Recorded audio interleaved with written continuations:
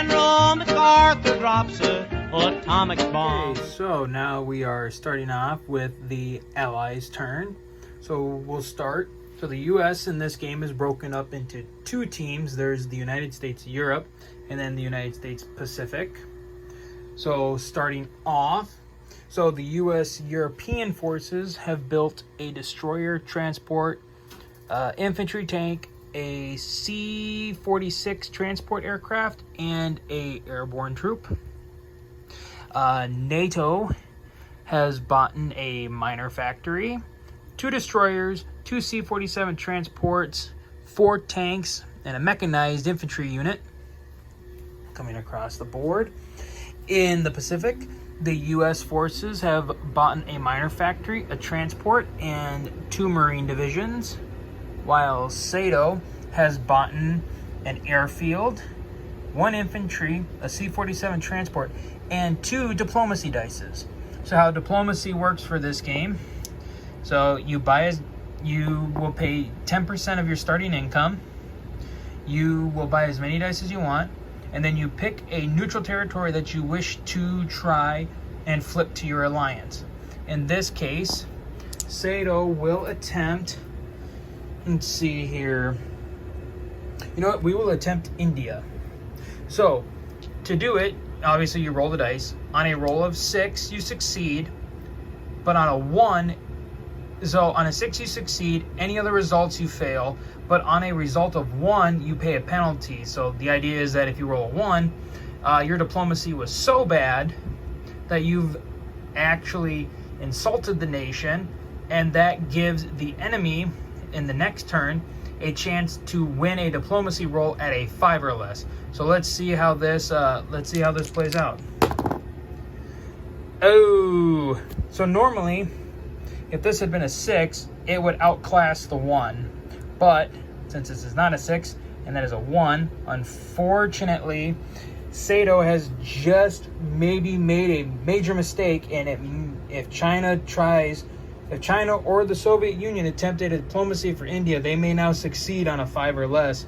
So SATO may have just messed things up for the war already, so we'll have to see. So we'll move on to declaring combat, and we'll be right back. Okay, so just going through quick. So the Americans are sending 2 destroyers against that submarine. NATO is sending a task force to try and clear the English Channel. They're also using some fighter support from the British Isles. NATO is not making any moves really in Europe, minus a major attack into Austria to try and resecure NATO's southern flank. That's it for Europe. In the Pacific, the U.S. fleet with fighter support is going to try and clear up the Communist Navy there. This U.S. bomber from Guam is going to take out this Russian transport just on the easy, and that'll be all the attacks this turn. Oh, sorry. And then we have SATO launching a spoiler attack into southern China. So we'll quickly get through all this and see how it all goes. All right, so in the resulting combat, over here, the 2 destroyers against the sub, turned out there was another sub in hiding, so it was 2-2. There was a trade-off of 1-1, but the United States decided to fall back because they didn't want to risk their destroyer.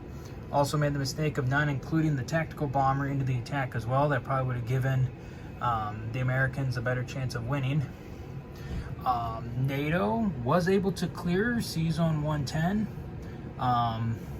The Soviet submariners were thrown off. They got no hits against any of the NATO shipping there. NATO was successful in taking Austria, gaining them 2 IPC. So now NATO is in control of Austria and threatening the Soviet southern flank, as we can see. Over in the Pacific, SATO's spoiling attack into southern China resulted in both sides losing 2 units, and SATO elected to retreat. This fighter was part of the attack. The American bomber succeeded in sinking the Chinese transport. And then up here in the north, the U.S. was successful in destroying the Soviet Pacific Navy. However, They did end up losing a submarine in the battle. So now we'll do the non-combats, deploy forces, and we'll end the turn for now. All right, so at the end of turn 1, the U.S. is starting to move troops towards Europe, but because of that submarine, there is some danger. NATO decided not to risk its last remaining transport off of Canada to a potential submarine strike, so they have moved it to hiding. Both the air wings are trying to get to Europe as quick as possible by way of Greenland and Iceland. NATO has deployed its forces, and on the collected income, there was a submarine here and a submarine here, so they did their convoy rolls, which cost NATO roughly, it cost them 5 IPC altogether. So NATO will lose 5 IPC at the end of this turn. Over here in Asia, the American, their SATO in the United States are just trying to get their forces forward. The U.S. has constituted the 7th Fleet right here. And this is the makeup of the 7th Fleet right now. A pretty powerful fleet. It is going to get ready to make its way across towards the enemy. The United States was able to put that miner on Japan, so that'll probably begin to cause trouble for the communists in the east at this point. And as it ends the turn, we go over here. The U.S. SATO will be collecting 26 this turn. The U.S. Pacific will be collecting 29. The U.S. European Command will still grab 36. Actually, no, strike that, 34 because they lost Bavaria. And NATO will grab 67 this turn. So that's it for turn 1 of the Allies. We'll be back later with the beginnings of turn 2.